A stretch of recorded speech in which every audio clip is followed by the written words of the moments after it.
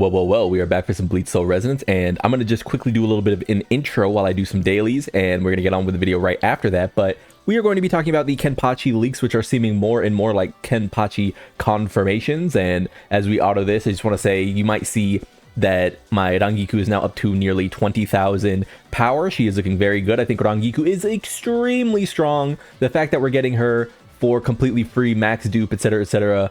I mean... if you don't have Momo, you might be looking at, oh, look at that little glitch there. If you don't have Momo, you might be looking at your best support outside of Kisuke Urahara. Like, she is a very strong character. It is staggering how strong Rangiku seems to be. I can't believe they're giving her out for free. We're robbing them, dude. We are taking them for all they're worth. But other than that, I want to be answering some questions in this video. I saw some people struggling with the last bit of content that we have in this game, particularly new players. You got to remember, be nice to people as they struggle in this game. I think Bleach Soul Resonance, while it isn't like the hardest game in the world or anything, I think it does kind of demand a little bit more than most gacha. Can I say that? I think the parries aren't impossible, but I mean, if you want to start hitting like 2 million during the Gin event with trial characters, if you want to, you know, do some of that stuff free to play, you gotta be pretty on, man. You gotta be pretty on. Like I said, it's not like it's impossible or anything, but I definitely think that a lot of people are going to be trying these gacha for the first time. A lot of them aren't going to be used to playing games like this. So, you know, try to help when you can. Try to be very nice in this community. Speaking of community, I appreciate y'all a lot. You really showed out for the last few videos. And as always, I'm glad I can provide a pretty daily source of updates when it comes to Bleach Soul Resonance. Thank you. I know I'm not always in the comments, and I know I'm not always responding immediately, but you know, you gotta let me cook. All right, I'm a loner. My name ain't Lone for no reason. All right, I keep to myself, but I do see y'all out there. Remember that I said before that if you are someone who wishes to add me, you can add me without any problem at all. My friends list is not some, you know, specific wall or anything. You see, I have 88 out of 100 friends here. I've accepted the requests I have. What I tend to do is I go all the way down every few days. I go all the way down. And if you've been offline for about 5 days, I'm going to keep these people around because I still have slots. But if you've been out for like 5-ish days, I'll probably remove you just to create slots for people. And you can just re-add me. It's fine. If I have spots, I'll get you back in, right? So here is my code if you happen to want another person on your friends list, you know. Some people send me a message. Some people send me messages thanking me for, you know, the content. I really appreciate that. I don't get to them all the time. I check my friends list or my friend messages every few days typically, because I typically get on, do my content, do my farming, record, and then I peace out. I gotta get working. So I do thank you all though who decide to show out and, you know, show love and all that. I try to keep it very positive whenever I make content. I try not to be the person who's like rage baiting and, doing a lot of like dramatization. I just want this to be a place where people can come just, you know, feel chill, hang out with me for a little bit. So there is that. Let me go ahead and finish up these dailies, and then I'm going to come back and we're going to get into our topics. Okay, we're back for some Bleach Soul Resonance. Now we can actually get into the questions I wanted to sort of set up here. So I saw 3 questions in general that I thought were sort of worth mentioning up top, and one comes from Kawarz. Oh my god, Z fan, Dragon Ball Z fan. So I got all the SSR characters from the selection. Should I focus on one character and max them out, or should I go for one boundary in each of them, and so on? The reason I wanted to get back to this is because it goes back to a thing I've been suspecting. And listen, I'm not here to tell you definitively what you should do with your pulls. That is not what this channel is about. This channel is only about suggesting things that you might find useful. So as you can see, by the way, we're up to 18,848 Jade, which is pretty cool. But we have 69 gacha tickets on the standard banner, and we have 8 gacha tickets for the weapon stamp. And the reason we are not using these is because I personally do not see a single reason to. I don't get why you would pull on this banner. If you get boundaries of these characters, it's cool, but I don't think it helps you compete that much more.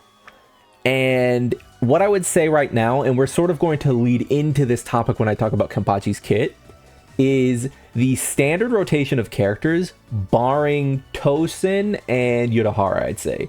Barring Tosin and Urahara, are so like archaic compared to the rate up characters. I would say that Urahara especially is one of the only characters I could see maybe getting boundaries for, if you could guarantee it, just because he's like a support. But other than that, I literally don't get why you would put, like, this is really good, right? I literally don't get why you would do this, because the characters are just like old. You can feel that they're old. You can feel that the game was based around them, and as we play more of the game, we can feel like how different these guys are, right? These guys are interesting and deep, and you know, obviously their numbers are out of this world, but like mostly it's like there's sort of this kit power creep. It's the design space power creep, right? And I'd say this is someone who got, one dupe of Yoruichi. I'm not gonna lie, I don't think I would see much of a difference if I got like the second one or the third one. Maybe I'm capping, but like, unless you like love Yoruichi, of course.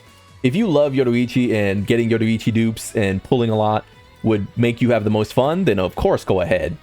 But don't be tricked by, looking at this number, this power number, and thinking you just have to get it over, raised, because as I said before, 39,642 power. You can see your stats right here. Versus 34,342 power. This character's stats are better. Like very visibly better, right? Is an obviously stronger character, and that doesn't even involve his actual like kit. So it's fine if you think that like I said, it's fine if you think that having the dupes is just the most fun thing to you. But if you were asking me, I'd tell you that once you have all of them. So next up is this question here. No matter what I do, I can't get that stamp. What should I do? I wanted to point this one out because obviously I do have a video going over this event to try to help people get through it. You could, if you have a friend or something that is struggling with that content, do feel free to link them that video. It might help them. But, not even trying to self-promo, I'm just throwing it out there.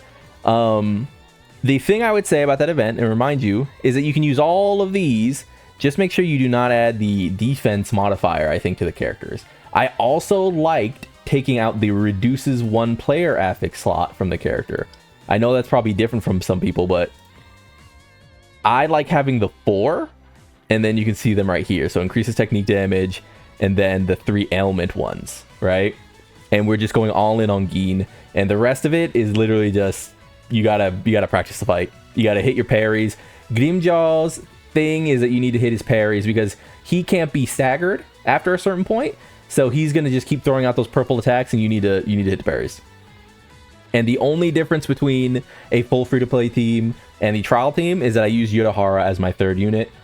But I would consider that free-to-play, like completely free-to-play, because there's no reason, even if you started like 2 days ago, that you don't have Urahara. Because you literally use the starting ticket you have to immediately pull Urahara. Just pull Urahara. It's literally as simple as start an account, pull Urahara. That's Bleach Soul Resonance in a nutshell, rather. So that is my suggestion there. What is this one? Yeah, and I did it again because I don't even know what to say. This is tough. Damn. I know this person is gonna get it eventually because they're literally 200 points off, but that's tough. Last but not least, we're gonna be taking a look at Zaraki Kenpachi's information. Just a quick overview.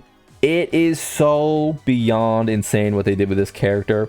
I'm not really gonna focus on percentages, but he seems extremely fun. What I want to focus on instead is this right here.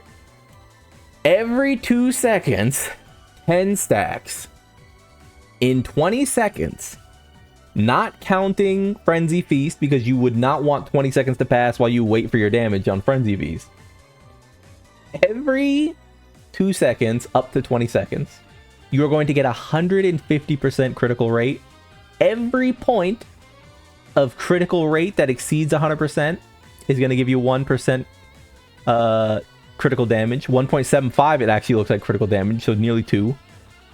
You're gonna get I mean, isn't that 100 critical damage for free? Am I crazy?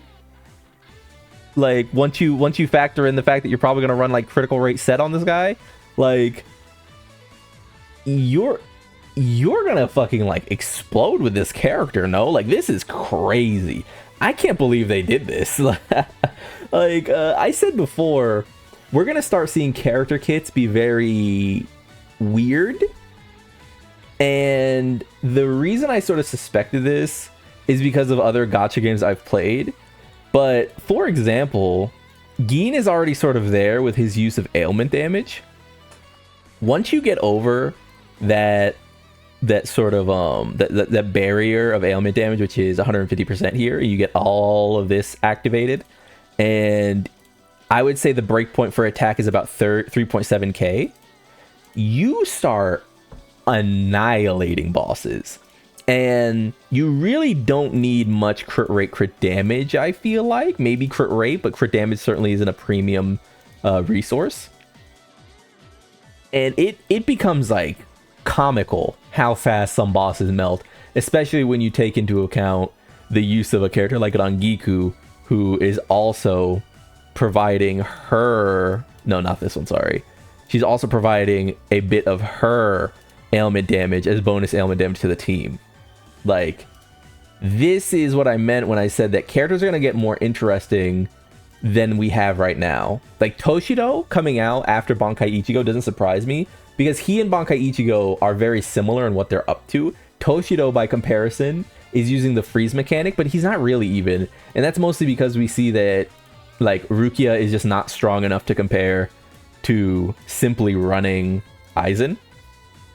But we're seeing the expansion of like abilities in these characters, and it's becoming really fun. It's like, while Aizen again sort of returns to form and is just like a, you know, pretty much just a damage character, right? He's a big damage character. Gin is the first instance we've gotten of like, here is like the unique game style, because I do think that, and someone pointed this out, if you get enough boundary points, you could actually just go like a full attack percent build, and like, you know, just go raw damage. Yeah, dealing damage up to 600% of attack, right? And I do think this is like, a well enough sort of ability, right? But you need to get them to boundary 6, obviously. But without it, you just pump ailment damage and you do more damage than everyone else. Like, so when it comes to then Kenpachi sort of showing up here, I knew we'd sort of reach this point where we're going to start getting characters who just completely negate gear requirement. And these types of characters are especially fun because it makes just slapping whatever you have on them so easy.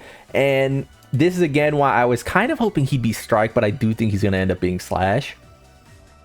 I was kind of hedging my bets when the game started, hoping he was, you know, not pulling on Bankai Ichigo, not re-rolling for Bankai Ichigo, because I knew Kenpachi was coming sooner rather than later. But I was also kind of hoping he was Strike, just because I do think this guy's going to, like, dwarf Bankai Ichigo. Maybe I'm wrong.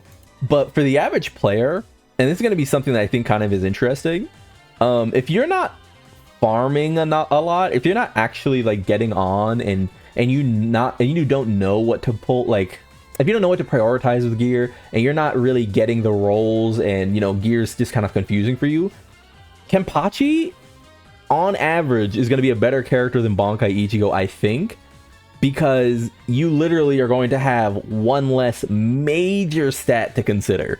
Critical rate is the stat for most characters. And I mean, you don't even need to put this guy at 0% crit rate if you want to. You could put this guy at, you know, you could park him at like 30, right? And then, you know, in 2 seconds, he goes up to 45. In 4 seconds, he goes up to 60.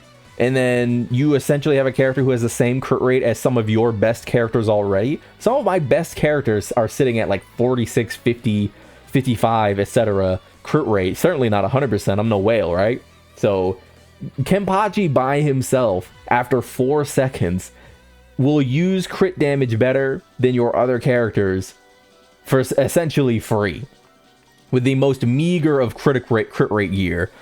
And that's not counting the fact that you could just go crit damage pieces, like a crit damage main stat with a crit rate substat, and cap this faster. Like, I think this character is going to be absurd. I struggle also to think that his percentages are actual, like these are actually his percentages. I struggle to believe that. I think he's going to get much crazier, and we still don't know what final cleave is, I believe. If I'm just looking through this briefly. Yeah, because we click on this, and I don't believe we know what final cleave is. This one? Yeah, right, forced cleave. I don't know what that is, so we'll see what he ends up doing, but yeah, that's the Bleach Soul Resonance news for now. Hopefully that was a fun little watch. Again, we're mostly just coasting until Kenpachi comes out. I'm gonna do a Rangiku showcase today, actually, so you know, look forward to that after this video, probably. It depends. They might get shuffled, so if you hear me say this but it's already out, then disregard this. But yeah, thank you for watching. Like if you liked the video, subscribe to the club. We all gonna make it, and peace.